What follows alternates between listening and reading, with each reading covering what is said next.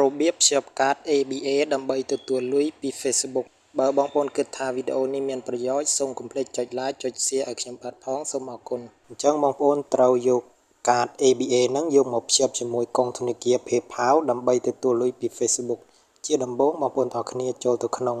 Google រួចសរសេរពាក្យថា PayPal រួចហើយចុចចូលទៅបន្តមកទៀតបងប្អូនចូលទៅក្នុងគណនី PayPal ដែលបងប្អូនបានបង្កើតរួចហើយ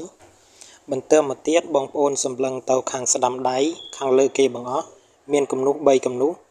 រួចបងប្អូនចុចចូលទៅបន្តមកទៀតបងប្អូនចុចលេខរៀងទី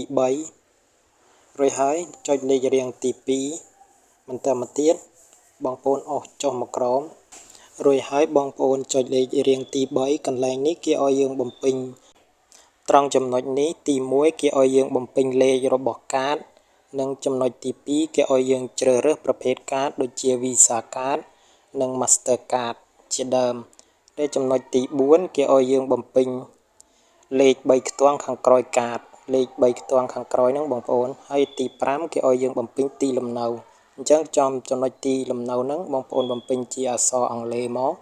បើបងប្អូនបំពេញវាត្រឹមត្រូវរួចអស់ហើយអញ្ចឹងបងប្អូនចុចភ្ជាប់កាតមកមានន័យថារួចជាការស្រេចបើទិន្នន័យដែលបងប្អូនដែលបានបំពេញទៅនឹងវាត្រឹមត្រូវអញ្ចឹងគេភ្ជាប់ដោយអត្តនោម័តអញ្ចឹងមានតែប៉ុណ្្នឹងទេសូមអរគុណកុំភ្លេចជួយចុច like ចុច share ខ្ញុំបាទផងដើម្បីធ្វើវីដេអូបន្តទៀតសូមអរគុណ